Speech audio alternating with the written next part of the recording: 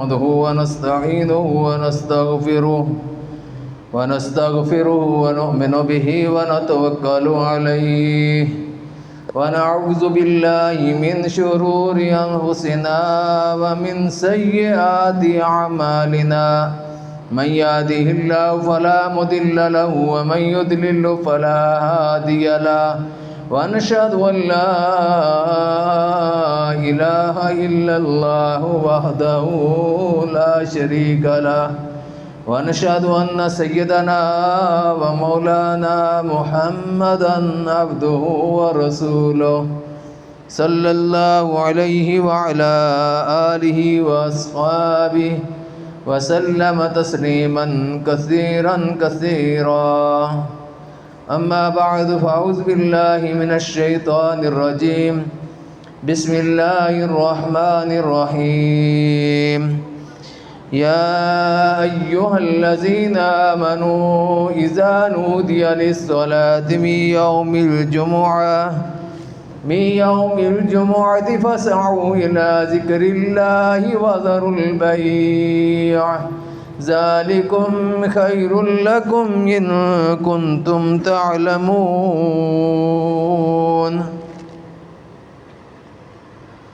اللهم صل على محمد وعلى آل محمد كما صليت على إبراهيم وعلى آل إبراهيم إنك حميد مجيد اللهم بارك على محمد وعلى آل محمد كما باركت على إبراهيم وعلى آل إبراهيم إنك حميد مجيد. حضرات گرامی قدر، السلام علیکم ورحمۃ اللہ وبرکاتہ. میں نے آپ کے سامنے سورہ جمعہ کی ایک آیت تلاوت فرمائی ہے، ایک آیت تلاوت کی سورہ جمعہ کی. اس میں اللہ نے فرمایا ہے کہ اے لوگوں جو ایمان لائے ہو، جب پکارا جائے نماز کے لیے جمعہ کے دن تو اللہ کے ذکر کی طرف دوڑو اور خرید و فروخت چھوڑ دو. یہ تمہارے لیے زیادہ بہتر ہے اگر تم جانو. اس آیت میں اللہ تعالیٰ نے 3 چیزوں کی طرف خصوصی طور پر توجہ فرمائی ہے، اور 3 چیزیں توجہ طلب ہیں. وہ 3 چیزیں، پہلے یہ ہے کہ ایک یہ کہ اس میں نماز کے لیے منادی کرنے کا ذکر ہے، بلایا جائے، اعلان کیا جائے، منادی کی جائے. اور دوسرا یہ کہ کسی ایسی نماز کی منادی کا ذکر ہے جو خاص طور پر صرف جمعہ کے دن پڑھی جائے. تیسرے یہ کہ ان دونوں چیزوں کا ذکر اس طرح نہیں کیا گیا ہے کہ تم نماز کے لیے منادی کرو اور جمعہ کے روز ایک خاص نماز پڑھا کرو، بلکہ انداز بیان اور سیاق و سباق بتا رہا ہے کہ نماز کی منادی اور جمعہ کا مخصوص دن، جمعہ کی مخصوص نماز دونوں پہلے سے جاری تھیں.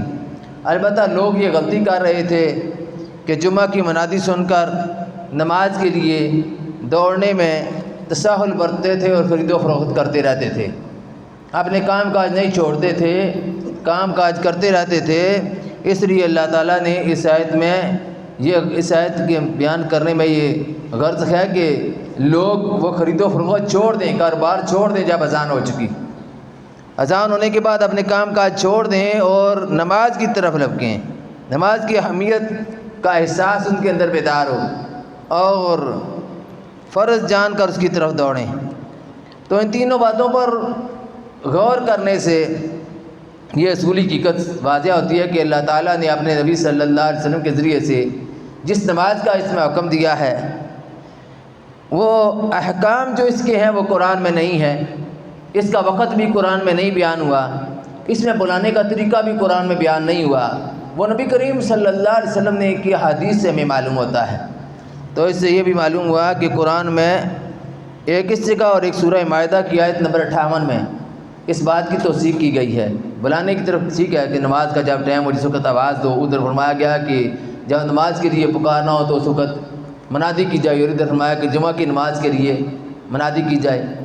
تو لیکن الفاظ نہیں بتائے کہ کس طرح بتایا ہے، کس طرح لوگوں کو بلایا جائے. یہ رسول اللہ صلی اللہ علیہ وسلم نے بتایا احادیث سے. جمعہ کے دن کی بڑی فضیلت ہے، جمعہ کا دن ہفتے کے سارے دنوں کا سردار ہے۔ نبی کریم صلی اللہ علیہ وسلم نے فرمایا کہ الجمعہ تو سید الایام، جمعہ جو یہ سردار ہے تمام دنوں کا، اور جس پر فرمایا کہ سب سے بہتر دن جس پر سورج طلوع ہوتا ہے وہ جمعہ کا دن ہے، سب سے بہتر دن۔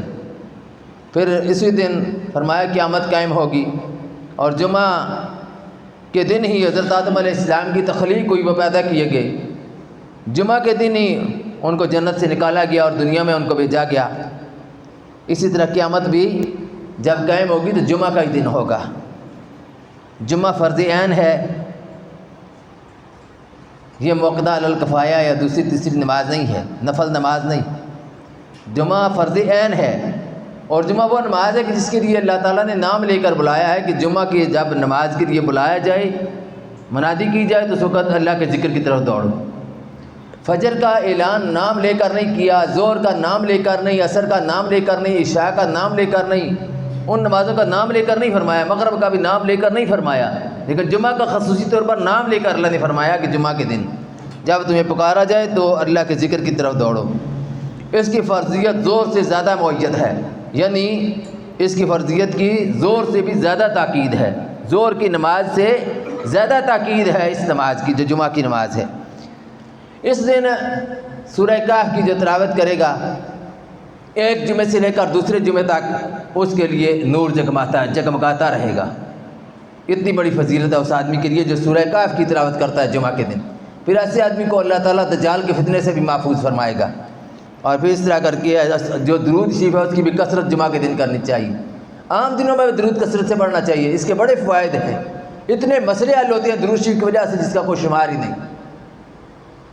پریشانیوں کا حل، ٹینشن کا حل، ہر قسم کی آفات و بلیات کا حل، درود شریف، درود پڑھا جائے، زیادہ سے زیادہ درود پڑھا جائے۔ جمعہ کے دن خصوصیت کے ساتھ حضور صلی اللہ علیہ وسلم نے کہ جمعہ کے دن جو لوگ درود پڑھتے ہیں ان کا درود مجھ تک، فرشتے زمین میں پھیلے ہوئے ہوتے ہیں، وہ ان کا درود مجھ تک پہنچاتے ہیں، مجھ تک پہنچایا جاتا ہے، آپ کے روزے پر درود پہنچایا جاتا ہے، تو اس لیے اس کی بڑی فضیلت ہے۔ پھر یہ بھی کہ عصر کے بعد 100 مرتبہ جو آدمی درود پڑھتا ہے، اللہم صلی علی محمد النبی الامی وعلی آلہ وسلم تسلیما، اس کے 80 سال کے گناہ اللہ معاف کر دیتا ہے، 80 سال کے گناہ اللہ معاف کر دیتا ہے۔ تو اس لیے اس کی جو فضائل ہیں ان کو سامنے رکھ کر کثرت سے درود شریف بھی پڑھنا چاہیے، اور کثرت سے قرآن مجید کی تلاوت اور باقی اعمال جو ہیں وہ جمعہ کے دن زیادہ کرنے چاہیے، زیادہ سے زیادہ اعمال جمعہ کے دن کریں۔ کیوں زیادہ سے زیادہ اعمال کریں؟ اس لیے کہ جمعہ کا دن مسلمانوں کو ملا ہے، یہودیوں کو ہفتے کا دن ملا تھا، انہوں نے اس کی قدر نہیں کی، ہفتے کے دن کی انہوں نے قدر نہیں کی۔ وہ ہفتے کے دن بھی مچھلیاں پکڑنا ان کا کاروبار تھا، شکار کرنا کاروبار تھا، مچھلیاں پکڑنے کے لیے چلے جاتے تھے، اور قدرت خدا کی آزمائش ان کی ایسی ہوتی تھی کہ مچھلیاں اس دن اوپر سامنے آتی تھیں۔ اب ان مچھلیاں ایک طرف سامنے آ رہی ہیں، ایک طرف اللہ کا حکم ہے کہ اس کی عبادت کے لیے یہ دن مقرر کیا گیا، اس کی عبادت کرو۔ تو انہوں نے اس دن عبادت کے بجائے اس دن کو شغل میلے میں لگا دیا۔ جب انہوں نے وہ کام کرنا شروع کیا تو ایک لوگ وہ تھے جو ان کو منع کر رہے تھے، بھئی نہ کرو اس طرح، اللہ کا عذاب نہ آ جائے، اللہ سے ڈر جاؤ، عبادت کے دن عبادت کرو، اس کو مخصوص کرو عبادت کے لیے۔ اللہ نے فرمایا کہ وَلَقَدْ عَلِمْتُمُ الَّذِينَ اعْتَدَوْا فِي السَّبْتِ، کیا تم کو معلوم ہے ہفتے کے دن کے والوں کے بارے میں؟ ان میں سے پھر جن لوگوں نے وہ روش اختیار کی جو نافرمانی کی روش تھی، ان میں سے کچھ کو بندر بنا دیا گیا، کچھ کو خنزیر بنا دیا گیا۔ اور اللہ فرماتے ہیں کہ انجینا الذین ینہون عن السوء، ہم نے نجات صرف ان لوگوں کو دی جو ان سے منع کرتے تھے، جو برائی سے منع کرتے تھے ان کو ہم نے بچا لیا، دوسرے لوگوں کو ہم نے پکڑ لیا، جو بڑے نیک پارسا بنے ہوئے تھے، منع نہیں کرتے تھے، ان کو بھی اللہ نے پکڑ لیا۔ مفسرین نے باقاعدہ تفسیروں میں یہ بات لکھی ہے کہ ان لوگوں کو بھی اللہ نے پکڑ لیا جو منع نہیں کرتے تھے، خاموش رہتے تھے، کیونکہ خاموشی بھی نیم رضامندی ہوتی ہے، اس لیے خاموش رہنا ان کو لے گیا، وہ بھی اس عذاب کا شکار ہو گئے۔ اب مسلمانوں کو جمعہ دیا گیا ہے، مسلمانوں کو جمعہ دیا گیا ہے۔ زمانہ جاہلیت میں اس کا نام عروبہ تھا، اس کو یوم عروبہ کہتے تھے اسلام سے پہلے۔ حضور صلی اللہ علیہ وسلم نے اس کا نام جمعہ رکھا۔ اللہ کی طرف سے بھی اعلان ہوا کہ یا ایھا الذین آمنوا اذا نودی للصلاۃ من یوم الجمعہ، فَاسْعُوا إِلَىٰ ذِكْرِ اللَّهِ، تو اس کا نام جمعہ رکھا گیا۔ مسلمان اس دن اکٹھے ہوتے تھے۔ پہلے بھی لوگوں کے اندر یہ شعور بیدار ہو رہا تھا، مسلمان صحابہ کرام یہ چاہتے تھے کہ ایک دن ایسا ہونا چاہیے ہفتے میں کہ ہم سب اکٹھے ہو کر اللہ کی عبادت کریں۔ تو اللہ کے نبی صلی اللہ علیہ وسلم نے یہ حکم مدینے میں مکے میں نازل ہوا۔ مکے میں جمعہ نہیں پڑھا جا سکتا تھا، حالات بڑے کشیدہ تھے، مسلمان مار کھا رہے تھے، ظلم و ستم ہو رہا تھا، تو مکے میں تو جمعہ نہیں پڑھا جا سکتا تھا۔ مدینے میں سب سے پہلے حضرت مصعب بن عمیر رضی اللہ عنہ نے جمعہ پڑھایا۔ آپ صلی اللہ علیہ وسلم کو کہلا بھیجا کہ جمعہ کی نماز شروع کر دیں۔ پھر آپ صلی اللہ علیہ وسلم ایک سفر پر جا رہے تھے، جو پہلا جمعہ پڑھایا وہ مکہ سے مدینہ جاتے ہوئے راستے میں سفر پر کھلے میدان میں پہلا جمعہ پڑھایا۔ جمعہ کی کچھ شرائط بھی ہیں، وہ انشاءاللہ پھر بیان کی جائیں گی، لیکن سب سے پہلی بنیادی چیز یہ ہے کہ ہم جمعہ کے ساتھ کیا کر رہے ہیں۔ کیوں نہیں لوگ جمعہ کے لیے اس طرح آتے جس طرح عید کے دن کے لیے آتے ہیں؟ عید کے دن تو ہر بندہ تیار ہو کر آتا ہے، اس دن میں بلکہ بہت سے آدمی جو عید بھی نہیں پڑھتے۔ یہ مسلمانوں کا اپنا دن اللہ نے جو دیا ان کو اس کی یہ قدر کر رہے ہیں۔ جو قومیں اپنے ایام کی قدر نہیں کرتی، جو ان کو اللہ کی طرف سے دیے گئے ہیں، پھر وہ ذلت و افتخاری کا شکار ہو جاتی، تباہی و بربادی کا شکار ہو جاتی ہیں، دنیا سے مٹا دی جاتی ہیں۔ ہمارے سامنے یہودی مثال کے طور پر موجود ہے، جن کا قرآن مجید نے بیان کیا ہے کہ ان کے ساتھ کیا ہوا جب انہوں نے اس دن کی قدر نہیں کی جو دن ان کو دیا گیا تھا۔ عیسائیوں نے اپنے لیے اتوار کو مقرر کیا ہے کہ ہم اتوار کے دن عبادت کریں گے، اور اتوار کے دن یورپ والے لوگ سارے چھٹی کرتے ہیں کہ آج ہماری عبادت کا دن ہے۔ عیسائیوں کی عبادت کا دن مسلمانوں کے ملکوں میں کے ساتھ، خاص طور پر پاکستان میں، اس ملک میں جو لا الہ الا اللہ کی بنیاد پر حاصل کیا گیا تھا، عرب ممالک جتنے بھی ہیں سب میں جمعہ کے دن چھٹی ہوتی ہے۔ پاکستان جو عیسائیوں اور یہودیوں کی ہماجگاہ بنا ہوا ہے، جہاں پر یہودیوں اور عیسائیوں کے دم چھلے حکمران مسلط ہیں، وہ کبھی نہیں یہ چاہتے، اس بارے میں کبھی غور بھی نہیں کرتے کہ بھئی ہمیں جمعہ کے دن چھٹی کرنی چاہیے، مسلمان اچھے طریقے سے تیار ہو کر، صاف ستھرے ہو کر، اطمینان کے ساتھ، سکون کے ساتھ جمعہ کی نماز ادا کریں، اور ایک مقصد ہو کہ ہم نے جمعہ کی نماز ادا کرنی ہے، اپنے شغل میلے نہ کریں۔ ابھی چھٹی نہیں ہے تو لوگ شغل میلے کرتے ہیں، کوئی کبوتر بازیاں کر رہے ہیں جمعہ دیڑ ہے، کوئی جو ہے وہ مستری مزدور بھی اب چھٹی نہیں کر رہی، پہلے کرتے تھے چھٹی، اب وہ کہتے ہیں مہنگائی ہو گئی ہے، جمعہ ختم۔ جہاں جا کر دیکھیں لوگ کام جو کر رہے ہیں، اور بھی جو فنکشن ہے وہ جمعہ کے دن کے لیے لوگوں نے مقرر کر دی ہے۔ بھئی جمعہ کو خالص اللہ کے لیے رہنے دیں، اس میں خالص عبادت کریں، سورہ کہف پڑھیں، صلاۃ و تسبیح پڑھیں، ذکر اذکار کریں، اللہ کی یاد کریں۔ ایک دن تو اللہ کے لیے دے دیں، ہفتے میں ایک دن اللہ کے لیے دے دیں، اور پورا دن سورج طلوع ہونے، بلکہ جب وہ مغرب کا وقت ہوتا ہے، سورج غروب ہوتا ہے، کیونکہ جو اسلامی دن ہے، جو اسلامی تاریخ ہے، ان کا آغاز سورج کے غروب ہونے سے ہوتا ہے۔ جب سورج غروب ہوتا ہے جمعہ کا دن شروع ہو جاتا ہے۔ آج سورج غروب ہونے تک جمعہ کا دن ہے، یہ انگریز دیا بنی کہ 12 بجے تک مسلمانوں کا دن رات سورج کے ڈوبنے اور سورج کے طلوع ہونے سے ہوتا ہے۔ اللہ نے جو گھڑی لائی ہے سورج اس کے ساتھ اور چاند کے ساتھ، شمسی مہینے اور قمری مہینوں کے ساتھ، آج جمعہ کا دن ہے، ابھی جمعہ کا دن ہے، تو جمعہ کے دن کے لیے ایک ہی ذہن میں رکھیں کہ ہم نے آج کیا پروگرام کرنا ہے، نماز کے لیے، نوافل کے لیے، ذکر اذکار کے لیے، قرآن کی تلاوت کے لیے، باقی بھی جو اعمال کرنے اس دن ہم نے کرنے زیادہ سے زیادہ، کیونکہ اس دن جو اعمال کریں گے ان کا ثواب باقی دنوں کی نسبت سے کئی گنا زیادہ ملے گا۔ اس دن جو خرچ کریں گے باقی دنوں کی نسبت سے زیادہ اجر و ثواب ملے گا اس دن خرچ کرنے کا۔ لیکن اس دن جو ہے دوسرے تیسرے کام نہیں رکھنے چاہیے، ختم وغیرہ یہ وہ نہیں، کہ اس میں نہیں، جمعہ کے دن جمعہ پڑھانے والا آدمی بھی ڈسٹرب ہوتا ہے، اس لیے جمعہ صرف جو ہے اس کا فوکس رکھیں جمعہ پر کہ ہم نے اس کی تیاری کرنی ہے، اس کے لیے ہم نے سب کچھ کرنا ہے۔ آپ اپنے سارے کام کاج ہم نے ابھی نہیں کرنے۔ یہود و نصارہ اتنے ہم پر غالب آ چکے ہیں کہ ان کے دن ان کا اتوار چھٹی ہم کرتے ہیں، دن ان کا چھٹی ہم کرتے ہیں۔ ہمارا دن جمعہ ہے، کچھ عرصہ جمعہ کی چھٹی رہی ہے، جمعہ کی چھٹی ہوتی رہی ہے، لیکن بعد میں پھر بند کر دی گئی کہ ہماری کاروبار نہیں چلتی۔ رزق دینے والا کون ہے؟ اللہ۔ یہ کہتے ہیں کہ اللہ رازق ہے، وہ رازق اللہ ہے، اگر اس پر یقین ہے تو اللہ کے دن کو جب تم مقرر کرو گے کہ اس دن چھٹی ہے، عبادات کرنی ہے، تو اس دن اللہ کی زیادہ رحمتیں نازل ہوں گی، اللہ کو یاد کرنے کی وجہ سے۔ کیونکہ اگر یاد نہیں کریں گے ومن اعرض عن ذکری فإن له معیشۃ ضنکا، فرمایا جو میرے ذکر سے منہ موڑیں گے ان کے لیے دنیا کی زندگی تنگ کر دوں گا، معیشت ان کے لیے تنگ کر دوں گا، ونحشرہ یوم القیامۃ اعمی، ان کو قیامت کے دن میں اندھا اٹھاؤں گا۔ وہ کہیں گے قال رب لما حشرتنی اعمی وقد كنت بصیرا، اے اللہ تو نے ہمیں دنیا میں تو ٹھیک ٹھاک رکھا تھا، نظر ٹھیک تھی، آج تو نے ہمیں اندھا کر دیا۔ اللہ فرمائے گا قال کذالک اتتک آیاتنا فنسیتھا وکذالک اليوم تنسیٰ، تیرے پاس میری آیات آئی تھیں تو نے ان کو بلا دیا، آج میں نے تجھے بلا دیا ہے، میری آیات کو تو نے بلا دیا، آج میں نے تجھے بلا دیا ہے۔ اس لیے جمعے کے دن کی قدر کرنی چاہیے، جمعہ کے دن ہر قسم کے فنکشنوں سے اجتناب کرنا چاہیے، ہر قسم کے یہ کھیلوں کے لیے لڑکے جا رہے ہیں، کرکٹ کھیلنے کے لیے جا رہے ہیں، جمعہ کا دن ہے بھائی، جمعہ کی تیاری کرو، جمعہ سے پڑھ لو گے جس سے پڑھنا ہے۔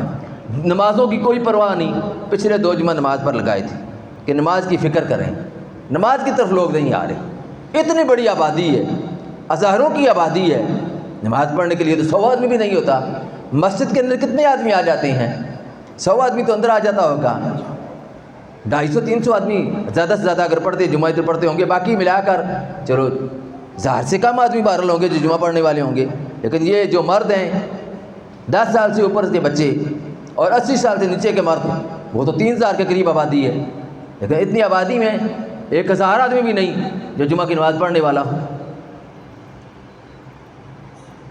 اور باہر کے لوگ آتے ہیں جمعہ کی نماز پڑھنے کے لیے، گاؤں کے اگر سارے گرائیں کر تو پھر تو مسجد میں جگہ ہی کم پڑ جائے، لیکن یہ صرف اس دن کی ناقدری کی وجہ سے ہو رہا ہے، اور اللہ تعالیٰ جب ناقدری کریں تو اللہ تعالیٰ کی طرف پھر عذاب کا کوڑا برستا ہے، اور وہ برس رہا ہے ہم پر، ہمیں معلوم نہیں ہو رہا، ہمیں معلوم نہیں ہو رہا۔ مہنگائی ہم پر مسلط کر دی گئی ہے، یہ کوئی اللہ کا رحمت تو نہیں ہے، اللہ کا عذاب ہے نا۔ مہنگائی کا مسلط ہو جانا، فاسق فاجر حکمرانوں کا مسلط ہو جانا، اللہ کے دین سے روگردانی کا رویہ اختیار کر لینا، اللہ کی ناشکری کا رویہ اختیار کر لینا، برائیوں پر فخر محسوس کرنا، نیکیوں کو سمجھنا کہ یہ نکو سمجھنا، اس آدمی کو جو نیکی کی طرف دعوت دے یا جو نیکی کرے، اور جو آدمی برائی کرے اس کو ہیرو سمجھنا، یہ کیا ہے؟ ہماری سوچوں پر بھی اللہ کا غضب پڑ گیا ہے، ہمیں سمجھ نہیں لگ رہی، اچھائی کی سمجھ نہیں لگ رہی، اچھائی کیا ہے، برائی کی سمجھ لگ رہی، برائی کیا ہے۔ اچھائی کو برائی سمجھنے لوگ لگ گئے ہیں، برائی کو اچھائی سمجھنے لگ گئے ہیں، اور یہی قیامت کی نشانی ہے۔ رسول اللہ صلی اللہ علیہ وسلم قیامت کی جو نشانیاں بیان کی ان میں یہ بھی بیان فرمایا ہے، یہ وقت ایسا آ جائے گا لوگ اچھائی کو برائی اور برائی کو اچھائی سمجھنا شروع کر دیں گے، لوگ نیکیوں کا حکم نہیں دیں گے، برائیوں کا حکم دیں گے۔ صحابہ کرام حیران رہ گئے، انہوں نے کہا کہ یا رسول اللہ صلی اللہ علیہ وسلم ایسا بھی ہو جائے گا؟ آپ سے سنا کہ ایسا بھی ہوگا اور اس سے بھی زیادہ بدتر ہوگا۔ بڑے بڑے عقلاء حیران اور پریشان رہ جائیں گے۔